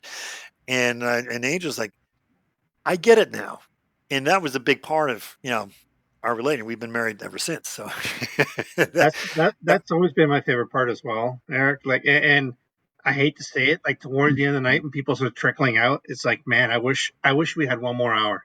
It's just yeah, just yeah, hang out. But yeah, it's but funny you were talking about when you're at Arlen's place and you're cutting peppers and stuff. I remember oh yeah, when he was making these spring roll egg rolls one day, and he says, "I want you to cut the peppers." And I hear his wife Angel over my shoulder, and she's like, "Renee, sweetie," I'm like, "Yeah." She goes, "Can you take the stickers off the peppers?" oh yeah. Well, and the thing about those peppers too, they were so frigging hot. Oh, And I your made the hands. mistake, they're on your hands, and Yeah, it's an oil, yeah. basically, and you think you're washing it off. Well, stupid me, for some reason, I just had an itch, like, on my eye, and I did that, and I didn't think about it, and then all of a sudden, just everything started to burn. And and Scotch bonnets are right up there with ghost peppers, Yep. and I'm like, "Oh, shit." At And least for he you, it was on your eye. Let me Yeah. just say, Oh, okay, yeah. I'm sure there were pieces, but not many. you know, wash your hands when you're cutting peppers before you go to the bathroom. That's all I got to say. Dean, I feel like we're leaving you out. How you doing? No, I don't want to because no, it's fine. How am I going through okay now? Bits and pieces. Better. Bill, Renee, am I still? I can hear you. I don't know what's going on my end. Um, As a tech guy, I would have to ask you what's your bandwidth of where you're at, because that's kind of okay. my world. Yeah, I'm not sure what's. But I mean, better or so muffled. Muffled. Wow, maybe you should text. Type. Yeah. I love it. Don't know. What? I'm gonna do. How are we on time? By the way, Renee, I'm not sure if there's a time limit or what you guys have scheduled. If Dean's got a time, um, I'm just sending him a text. 1 second. Yeah, he's texting you too. Um, mm, it's funny. Like we were talking about, like things that have gone on with the Dog Brothers, or like growth and whatnot. It's funny. I've been on a few podcasts or where people are talking about Dog Brothers. Like, yeah, I did the Dog Brothers style fighting before I even heard of the Dog Brothers. And I'll call them on it because it's like, again, I don't want to sound like I'm some sort of elitist, but I do take what we do pretty seriously, right? Like, there in the time that I was training, which was in the early '80s, I never saw anybody doing what we did, like, No. and it really, and maybe I take it too seriously sometimes. It really pisses me off when people do that because it again for me, it just bugs me because I've had a lot of injuries because of it. Yeah, yeah. I've suffered in many ways for it, right? Well, there were a lot of people, who purported to do it. And to be honest with you, Dog Brothers was the only venue at all that anybody, and we were not that, again, this is pre-internet stuff, but Mark was pretty good at getting the name out and get the word out. I guess, advertising or media, such as it was back then. But it was kind of a known thing, especially when the Real Contact tapes came out. People came from all over the states, certainly, and then that's how we met Benjamin. Yeah. And they saw the tapes, and Mark was pretty good at announcing, okay, we have a gathering. We'd have like the summer, what was it called? The spring's, what do they call it? Equinox, the summer solstice. We time it for, not deliberately, but just it was an easy catch-all thing. Summer solstice, June 21st. We're gonna have, if it happened to fall on a weekend, it was usually Saturday, sometimes Sunday, but most of the time Saturday, where we'd have these things, and it was open forum. Anybody could come, and a lot of people came, especially in the '90s, early '90s. We had a lot of people once the tapes went out. Yeah. People would come in with all kinds of weapons, nunchucks. A lot of people came with nunchucks because that was the thing. Then you had some people with staffs or 3-section staffs or Chinese chains or something. But some exotic weapon, and they were all interesting. And some of them actually looked like they actually fought with them. Yeah. Most of them had not, but they were there for that reason. They wanted to fight with them just to see what was happening. I wanted to see it too, to be honest with you. Yeah, I tried a bunch of different stuff. Like I did a couple of MySock fights, and right. I got to be honest with you, I stopped just because I remember crushing someone's mask almost inside out, and With a MySock? with a MySock, and I Yeah. wasn't even hitting that hard. And I was like, you know what? I'll really mash someone up with this. It's like it's not worth it. Yeah, and the MySocks. You remember the fight I did with Loki. Loki? Yeah, and that's the thing with MySocks. They're a short range weapon, Yeah. but they're designed to go against stuff like longer weapons, swords, staffs, sticks, whatever. That's why I decided to go with a knife, because it too is a short range weapon, and it's got a point, Yeah. and an edge. And so there's going to be that give and take. And I thought our fight was pretty fun. I enjoyed it. It was good. I don't think Loki's neck liked it, but hey. Well, but I mean, he trust me, I didn't get out there scot free either. I mean, he got a few licks in as well. So I mean, and I really appreciated.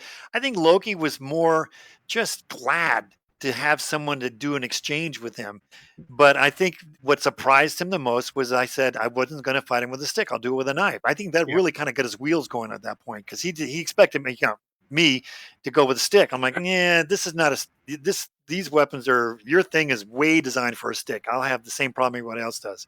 It reminds me of when I fought Thomas Holtman for the first time. He's like a master with a 3-section staff. Like he's like phenomenal with it.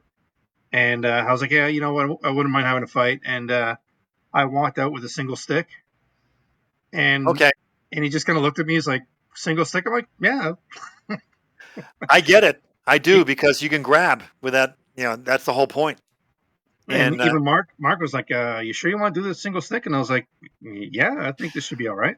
Well, and if you remember with me and Tom Meadows, with the whip, when Mark showed me, he had he videotaped Tom with the whip picking leaves off a tree, right? And he goes, "What do you think?" He said, "You want to fight?" I said, "Yeah, you bet I want to fight him." So I went out there. I didn't put any gloves on. I had a fencing mask, but nothing else at all. Yeah. And Mark says, "You don't want to wear it?" And he says, "No. I mean, if anything, I want complete articulation of my hands and stuff like that, because particularly the 10-foot whip." And everyone asked me when I fought the whip that time with Tom, and Tom's a good guy. I've known him from the Inosanto side of the family. That he was a little surprised too. But if you see when you look at the tape in the exchange, we start at like opposite ends of the field and then kind of move in and start dancing around a little bit. I knew when I with a 10-foot, I saw him through the whip. You could time it like a jump rope, because it took a long orbit for that thing to come on you. Crack. I mean, it seemed fast, but you could time it. The 6-foot whip harder because it was faster, and the 3-foot whip, that was the hardest of the bunch. And because it wasn't crack 1 2 3 crack 1 2 3, it was crack like that. It was rapid fire. And I did a 6-foot whip exchange with a friend of mine, and how can I put this? My timing was really bad. And it kind of wrapped. I don't know if you remember Andre. He was at the camp in 2000. The guy with the whips. Okay. Yeah. So, anyways, it hit me across, like it almost wrapped around, but it hit me like across my stomach and my back. Ooh. And I didn't say anything. Like I was just like, okay, I think I'm done. And I went around the other side of the building, and I was like, yeah, that's sharp pain. Yeah, for sure. And especially, did he have the actual little rat tail on it? Yeah, he had the little rat tail on it, and it literally looked like a tattoo. It was like I could see the marks of the paracord. Yeah. Like, on my skin, and then like a piece like that actually cut. And I was like, it's like a knife. I am never doing that again. And it's like, for weeks I could feel it. It's just like nerve damage, right? Yeah, and I think the whip is formed. A 10-foot whip, if you're on a horse or on a wall, great. 6-foot whip, if you're on the ground, okay. 3-foot whip. I remember Dan Inosanto, he had one too. He showed off at his academy. He didn't, I say show off. He showed it. He didn't show off, other than he had the way he practiced. There was a tin can on the run. He just practiced hitting the tin can a few times, and it just sliced it. It just looked like a knife. It looked exactly the way a knife would cut up something.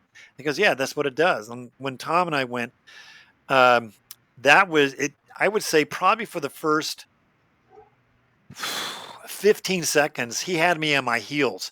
I was doing everything I could to swat at that thing and try to disrupt. And finally, I got enough room and was able to close and catch it. There you go, the empty hand, right? I'm not going to do that. That's not a 2-stick thing. That's a 1-stick. Formula. Let me ask you this: and what are your most memorable fights when it comes to different weaponry? Then, besides the whip, was there anything else? Yeah, whip is one. Loki's fight with the Tunfas, or the Mysox are the others. Let's see, Michael Johnson. He was in Albuquerque. He and Arno are pretty good friends. He did Tunfa. Oh no, I take that back. He had Mysox too. We did that. Same thing. I mean, I went with a knife. Let's see. Outside of, those in terms of great exchanges. Oh, okay. My friend Rod Kuratami, he was he was a guy I told you he was Japanese, and we worked together for about a year before we knew that each other did it. And then before he trained with me, he had to ask his master um, if for permission to train with me. And first two questions out of his instructor's mouth was, is he Japanese and does he teach swords? And I was neither, obviously. So, oh yeah, you can train with him. Yeah, that's fine. I thought that was just classic. Telling that story today is funny in retrospect, but that's I really honored that and appreciated that, because that was, to him, that was a big deal. He to get permission from an instructor, but the fact that he would do that. Nowadays, most people, we're in our 20s, we'll probably say, "Fuck it, I'm just going to do it." Yeah. Versus him, it was like, and again, this is an academy or a dojo, if you will. You can only train there if you're Japanese. And I don't know how you prove it other than looks. Maybe you have to bring your parents in or some sort of identification or something like that. But I mean, that's Bringing the the way. neighbors. Yeah, my right. Parents. Yeah, that I mean, that it was that formal and that traditional, I guess. But he told me, it's a funny thing. Rod told me, he and I fought a lot. Well, remind me to talk about David Wink too. He was another very memorable guy. But Rod told me, he said when he and I fought, his instructor approached him like a year or two after we'd been doing it for a while, because I can tell you're doing a lot of this, and he was just killing everybody at his dojo because none of them were doing it. And his instructor said, I see the difference. And I keep getting, and he tells the guys, you got to do what Rod's doing. Start going at each other. And they would kind of give it lip service a little bit, but they wouldn't do it. And Rod invited them to come to a couple of gatherings now and then, or we had gatherings at that point. But they said none of them, no takers. They just didn't want to do it. And that to me was, go ahead. I fought a guy with a bokken once. Like it was like, and I got to be honest with you, that was a really hard weapon to go against because it was just crashing through sticks. Oh yeah, it's a solid piece of oak, right? I remember heavy, and it's got a point. In for thinking I was going to do like a roof block and come in, and that roof block just ended up collapsed. Collapsing. It's across my eyes, and I kept feeling this bang, bang, bang, and I was like, what is going on? It's like before that, you need to get out of here idea kicks in. And it's like, oh man, I'm dead. And it was like, just like over his head, like bang, bang. Oh, yeah. Rod was very much like that. And it was, I made the mistake. I think at one point he had something, and I was fighting with two sticks. I kind of figured out a game plan with two sticks, and I actually got some heavier sticks to match the weight of what he was fighting with. And I cracked them, and he was, not that he was bummed, he was kind of surprised. And so what I says, hey, I got you covered. I had in my garage a bunch of rattan that I bought. These rattan, they were like 8-foot rattan rods, poles that I got from the local furniture store. They sold rattan furniture, and it's all Filipino. And I told them what I did, and they had a bunch in the back. And I just bought a bunch, and I just cut them according to when I needed them. And I had one that was kind of tapered the way rattan normally tapers, but it was like the perfect length for him. It was a little longer than the regular Kubota sword, and but it was wide at the bottom, perfect for the hand, and thin at the top. It was like having a really stiff whip antenna. And Jesus, he was fast. And he goes, ooh, I like this. And he would just kill us. Just pop, pop, pop, pop, pop, pop, pop, like that. I'm like, oh, boy, I'm sorry I ever gave that to you. But he did. And the one guy I was going to tell you about, David Wink, we were doing this. He was up in Santa Barbara. He and I were similar physically in size and stuff. And he and I had met and fought a few times together. But Leo, this is in 83, and the Philippines was one of like 4 or 5 countries, or maybe it was 82, but somewhere in the early 80s. They were one of the possible contenders to host the Olympics. And so he had shown me, Leo said, hey, we're going to do an exhibition at Dan Inosanto's place. I want you to be there. could you, you and David, I want you and David to fight because, you big white guys and look imposing and stuff like that. And so we said, yeah, okay, great. So we would train a lot together and we'd fought each other before. Um, and so we get there and Dan's place is big enough. Um, it's like maybe half a basketball court size, a little bigger. It's concrete on the floor with, triangles and different things, patterns. It looks kind of prehistoric in a way with, paintings on the wall and stuff like that, but with tape on the floor. Um, and so we get there and it's not that big, but man, somehow they squeezed in 100+ people in this place, all packed in to see us fight. I mean, there are kids doing demonstrations, stuff like that, but we were like, the ticket. And so Leo, he loves to perform, and he would get up there and, ladies and gentlemen, now for our main event, Eric and David, they're going to be fighting full contact, 3 rounds, single stick, double stick, stick and spiny dog. And I'm like, oh, I didn't know we were going to do that. I thought he just kind of sprung that on me. And now I'm finding out with me and Dave are like, oh, okay. Well, I mean, we've done it, but we didn't know we were going to do it right here and there. And I think the rounds are like 2 minutes, 2.5 minutes, something like that. So it wasn't that long, but the so we're kind of in the back, and Leo goes, okay, here's your stuff. Here's your armor. Here's a protection of them. And he had this full on body armor. I says, Leo, we're not wearing that. And he goes, no.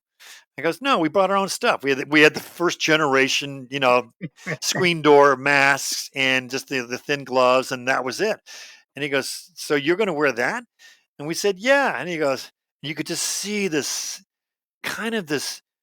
almost an evil smile across his face, and just like, oh, okay. So he goes out there with the body armor and some of the heavier gear, and he goes, and for the body armor, I asked them, I begged them to wear this so they do not get killed. And they said no. He throws on the ground. No, we will not. We will wear nothing. And we're in the back looking at this. We're about dying laughing when he did this. And everyone's like, oh, ooh, murmur, murmur, murmur in the crowd, right? And so we're just thinking about, I'm like, oh, this is going to be a great show. Because we were just going to fight like we normally fought, which was the way you normally fight. And so we went out there, bang, bang, bang. And there were somewhere there were judges, somewhere. And there was the Olympic people. They were watching this. And there was 2 guys from the Olympics. And I met them. One guy was really full of himself. And the other guy was just kind of okay. But the one guy who was full of himself, he was purported to be like this great martial artist. And he would walk up to me. Oop, that's one of the dogs just walked in. And he walked to me. He would do this. He did this with his hand on like under his thumb here, and you could hear like the skin kind of stretching and stuff like that. And I'm like, okay, all right, you all right? And he goes, that's from all the training that I do with this particular Chinese technique or something like that. And I go, oh wow, That's great. that looks Thanks. that man, you got me. So, okay, see you, Dave. Let's go out there and fight. And so we went out and fought, and it was 3 rounds. It was great. Probably one of the best 3 rounds I think ever happened at Danny's place. Dave and I had a great time. The judges gave it to me by some points, but I told Dave, they raised a hand, but I raised David's hand. I said, look, we're both champions in this thing here. First of all, we didn't die, which obviously that was a big, everyone thought we were going to die. And then after that, they had and we had plenty of marks, plenty of dings in the helmet, plenty of, bruises and bumps to show for it. And David had his crew there too. So, oh, Dave, you got robbed. And David said, no, I don't think anybody got robbed. But this was cool. And it was, everything was, I mean, everything was very cool in that. And it just set a bar for the whole thing at Danny's place. Cause up to that point, all their guys were just, they weren't doing that. They were, it was drills and kind of high speed drills, maybe with a little bit of spice in it here and there. But for the most part, it wasn't full on balls to the wall, trying to take each other's head off, and having at it. I got a question for you, Eric. How did the that original letter to the UFC come about? Was that were you part of that whole thing? Like as far as Um, I was drafting part it? of. I was no. Mark wrote it. Well, I take that back. The guy who wrote it, Ray Davis, I think his name was last name. It was Wow Productions who sponsored or produced the UFC, and they were in Torrance, I believe, and I was in Long Beach, and Mark was in I think Hermosa Beach or one of the beach cities, Venice Beach, and somehow somehow Mark got a hold of Ray and gave him a tape. And actually, we put a little demo. We didn't really fight, but we just this is the stick and this is how he whizzes around and stuff like that. And Mark gave him a tape of Dog Brothers' greatest hits. And he looked at it and goes, "Wow, this is awesome. This is great. I can't wait, but I got to run it by the suits in New York." And so he sends it to New York. And right at that same time, I don't know if you remember, but at that, Bill Clinton was the president, and Janet Reno was the attorney general, and there was this big thing about violence on TV. Yeah, and see how much better it got, right? As a result, so they Sure. said we're gonna and she singled out in this big announcement on it was on news and all that stuff, um, UFC as being too violent for TV, and about I don't know 2 3 days later, Ray called or Ray and Mark spoke and said, "Hey, man, everyone loved it, but the minute that came out, they said if we show this, they'll shut us down." Yeah. And so, anyways, and then Mark, being quick thinking at that, says, "Hey, can you send us a letter to that effect?" And that's what he did. Now I don't know if Mark wrote it or the guy just wrote it. That part I don't know, but it's kind of a legendary thing for us. It's kind of cool that we're too much, because everyone thinks the UFC was so extreme, which for those days it was. And then for us to be too extreme for them was even, just pew, it think launched it. it's I think it's crazy like how many people have seen those videos, like the original videos, or like I remember this is going back about a decade or so. I was walking through a Home Depot with a Dog Brothers t-shirt on, and it was actually from the Hawaiian clans. Mm. And this guy walks past, he's like, "Oh, that's like the Hawaiian clan of the Dog Brothers." And I was like, "How do you know that?" And we Yeah, started really, that's chatting, rare. and yeah, because he knew Mike Tibbetts from Hawaii. Oh, okay, Big Mike. Yeah, So it was like really bizarre, right? It was like that's one of small those like world. very small world, and well, even I keep mispronouncing his name, but Jocko Wilkins, I think it is. He's like Mm, he's a Navy SEAL. He's right. got a podcast and everything. And one of his intros, they were talking about martial artists, and he goes, "Hey, you ever hear of the Dog Brothers?"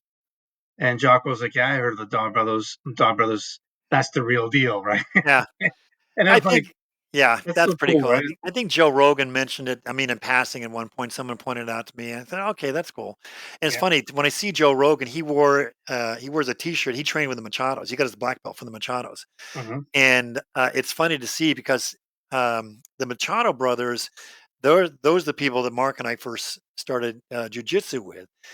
And when he met Carlos, this is again back in California.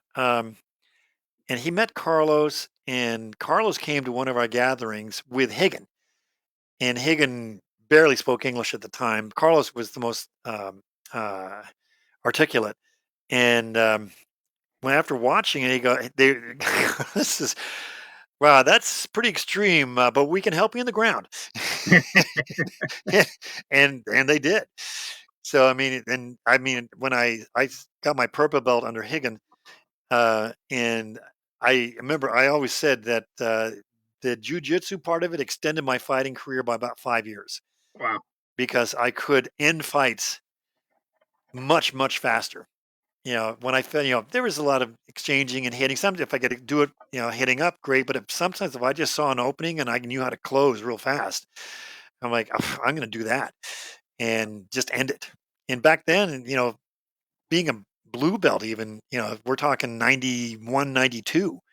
Being a blue belt, or let alone a purple belt, um, that was like a one-eyed man in the city of the blind. It's funny you say that because there's two people I met. One was Fabio Holanda out of Montreal. He's top 10. and another guy here in Toronto, Amir. So both like world class black belts. So they both came to gatherings, Mm. and they both said the same thing. It's like, man, that's crazy. I can't believe you do that. Goes, your ground fighting sucks, Renee. Yeah, yeah, exactly. But but to their point, I get that, Yeah, and and frankly, they're right yeah. compared Well, to what they're doing. that was like, to me, that was like a big giant step in the evolution of it, right? Like it's Yep, like, so okay, now we're on the ground, and or you don't want to go to the ground. right.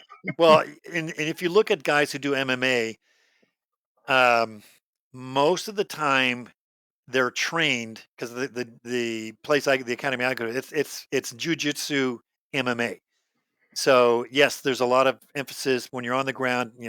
This Kimura or Americana, whatever the the lock is or the armbar, whatever it is. But you do stuff in competition BJJ that would just get you killed in MMA. They'll try to do some Florimbi or just some sort of fancy move that would just get your face pounded by a heel or a knee or an elbow or something. And which I like the MMA version of it more because it's a little more pertinent. But again, they're always going to tell you get up. Yeah. If yeah, just get up. Even if you use the cage to kind of wiggle your way up, get up. Because if you're not as good as the guy on the ground, but you're better standing up, get up because you're going to lose. So we're just about out of time. Just any closing thoughts? Like, what would you like to? Again, I don't think we scratched the surface with a lot of the stuff, and I'd love to see you on again sooner than later. Is there anything that you'd like to see as far as the next step in stick fighting or evolution? Good question. I don't know what the next step would be. Before jujitsu came along, I thought the next step would be something like a whip, some other weapon. And then jujitsu just landed in our laps and there it was. As far as stick fighting is concerned, um, I don't know where else it would go at this point in time other than, but I mean, it's kind of primitive now. Most people don't do it right as it is. So, get more people to do it right. Kind of what you're seeing in Europe a little bit. I mean, here in the States, again, but to be honest with you, I kind of like where it's at Yeah. because again, if it gets too big, like a religion or a government, then you run into the bureaucracy, and the bureaucracy does not like advancement or innovation. It likes it, and it'll tend to keep things the way it is. And any innovation that does happen won't happen as a result of their help. So So there's something that we did here which really helped us kind of stay on the same path. Like we had a discussion once about how we thought we were fighting as far as intensity and everything else.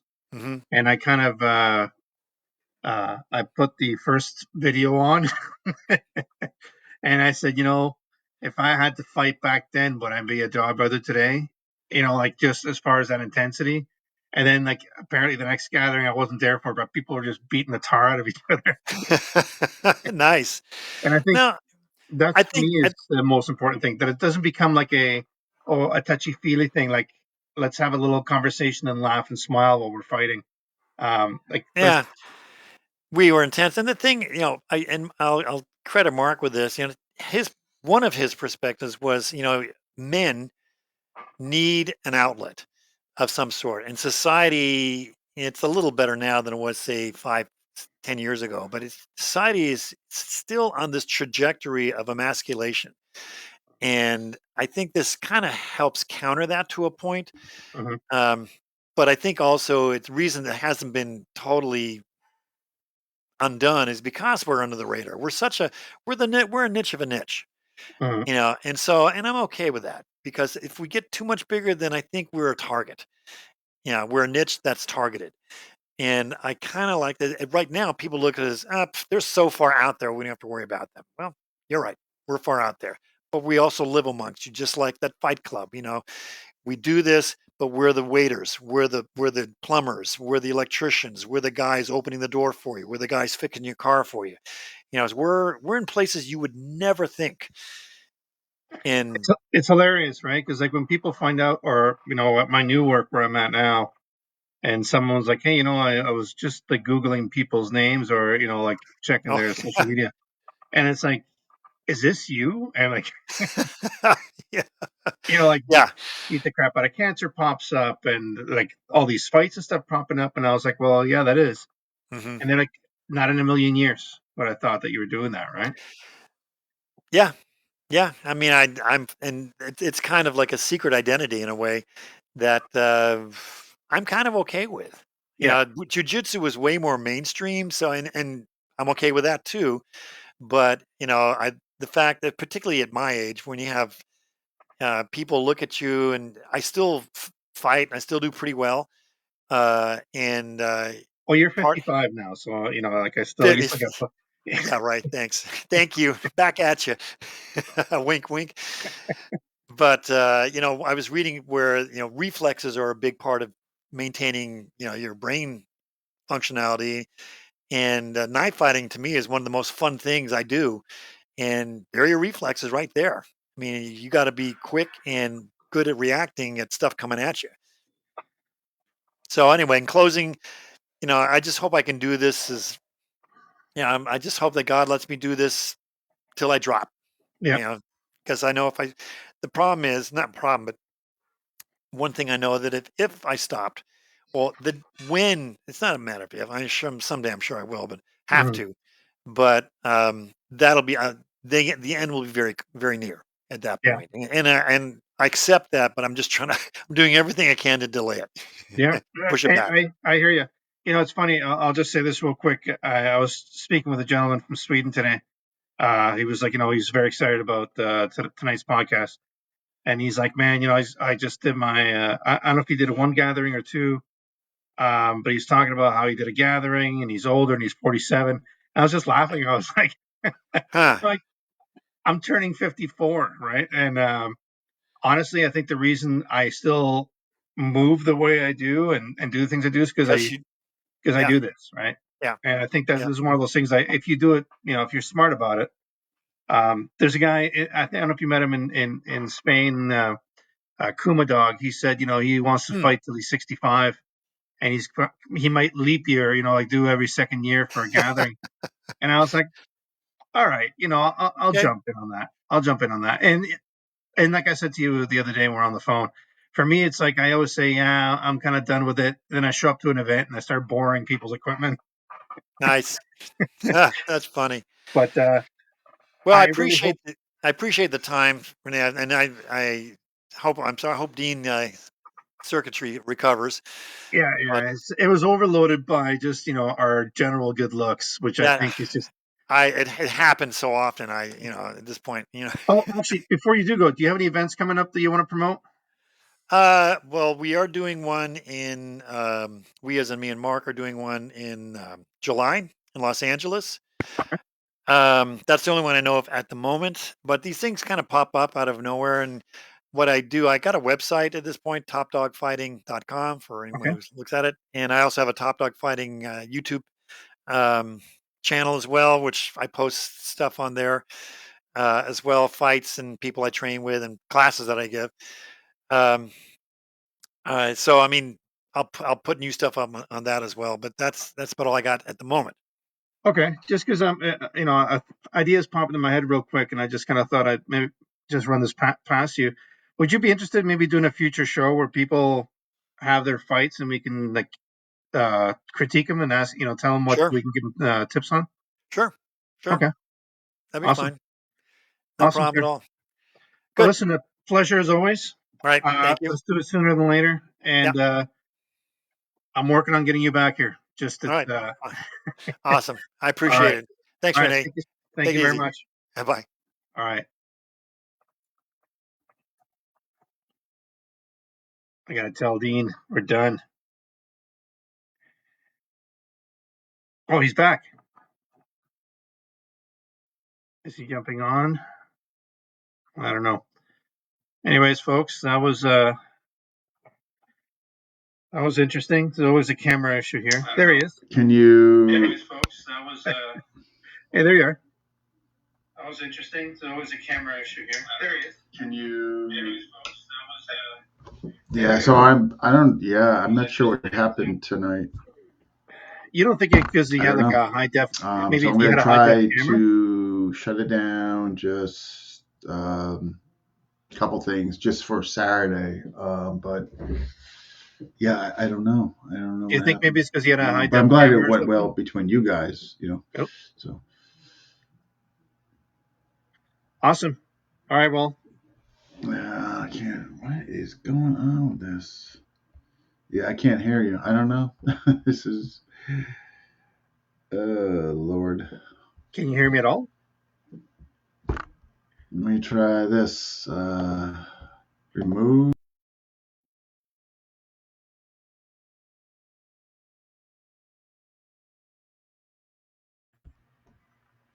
How about now? I can hear you. Yeah, I can't hear you. I don't know. All right. Well, why don't we I'm just going sign to off? shut this whole thing down and just, yeah. All right. All right. Thanks, folks, for listening.